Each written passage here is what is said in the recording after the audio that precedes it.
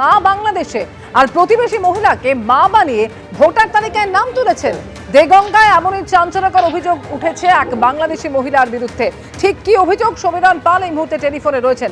সমীরণ, অমৃতা, যে অভিযোগ উঠেছে যেটা আমরা দেখেছি যে ভারত বাংলাদেশ সীমান্তবর্তী উত্তর চব্বিশ পরগনা জেলায় বারে বারে যে প্রতিবেশীকে বাবা বানিয়ে বা অন্য কোনো এলাকার বাসিন্দা বা শ্বশুরকে বাবা বানিয়ে ভোটার তালিকায় নাম তোলার হিড়িক থেকেছে, কিন্তু এক্ষেত্রে দেখা যাচ্ছে যে প্রতিবেশী মহিলাকে মা দেখিয়ে ভোটার তালিকায় নাম তোলার অভিযোগ। ঘটনা ঘটেছে দেগঙ্গা 1 নম্বর পঞ্চায়েতের 119 নম্বর বুথ, সেটা হচ্ছে বেলিয়াঘাটা খালপাড় এলাকা। সেখানকার বাসিন্দা শেফালি মণ্ডল 26 বছর আগে তিনি বাংলাদেশ থেকে এদেশে আসেন এবং সেই সময় প্রতিবেশী মহিলা উষারানী মণ্ডলকে তার মা হিসেবে পরিচয় দিয়ে তিনি ভোটার তালিকায় নাম তোলেন এবং এসআইআর চালু হয়েছে, এসআইআর এর ফর্মও পূরণ করেছেন সেইভাবে।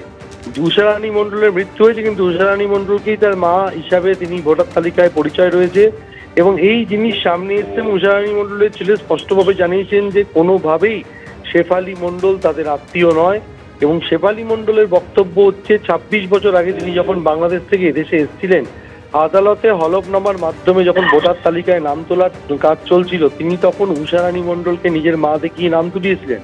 কিন্তু প্রশ্ন হচ্ছে, এভাবে বাংলাদেশি নাগরিকরা এদেশে অনুপ্রবেশ করে বা এদেশের নাগরিকদের সঙ্গে আত্মীয়তার সম্পর্ক দেখিয়ে ভোটার তালিকায় নাম তোলার যে বারবার বিভিন্ন উদাহরণ সামনে আসছে। দেগঙ্গা 1 নম্বর ব্লকেও 1 নম্বর গ্রাম পঞ্চায়েত থেকে একই ঘটনা ঘটেছে এবং তৃণমূলের পক্ষ থেকে বলা যায় 26 বছর আগে তারা ক্ষমতায় ছিলেন না, সিপিএম ক্ষমতায় ছিল। জেলা সিপিএম নেতৃত্বের বক্তব্য যে এই যে এসআইআর চলছে এবং যে পোর্টালে নাম তোলা হচ্ছে সেখানে তার পেছনে নির্বাচন কমিশন রয়েছে, তৃণমূল রয়েছে, বিজেপি সমস্ত অভিযোগ অস্বীকার করেছে। অমিত, ধন্যবাদ সমীরণ।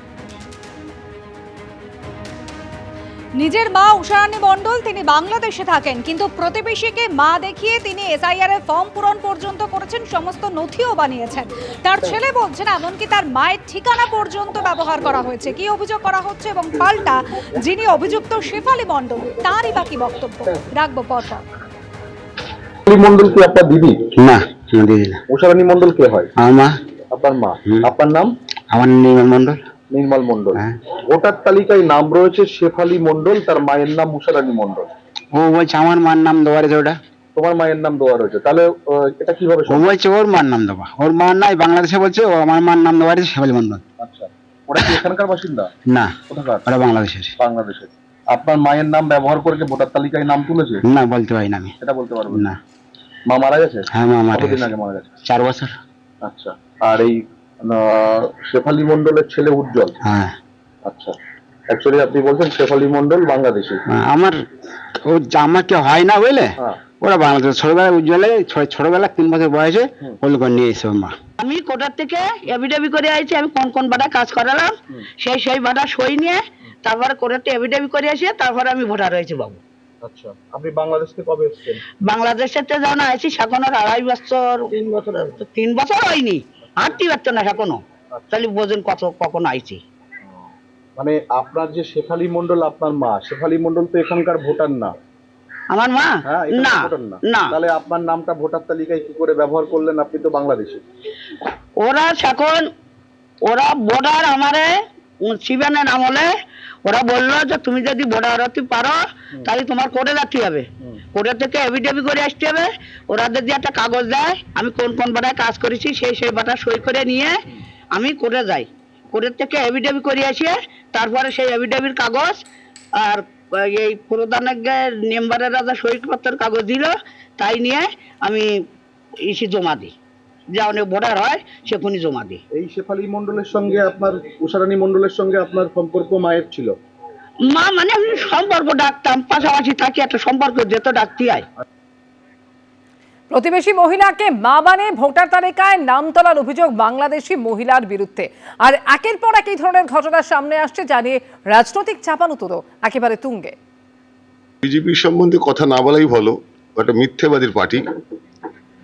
যার কথা বলা হচ্ছে শেফালি মণ্ডল, উনি আজ থেকে 25-26 বছর আগে উনি এখানে এসছেন, তখন তৃণমূল ক্ষমতায় ছিল না, তখন বামফ্রন্ট ক্ষমতায় ছিল।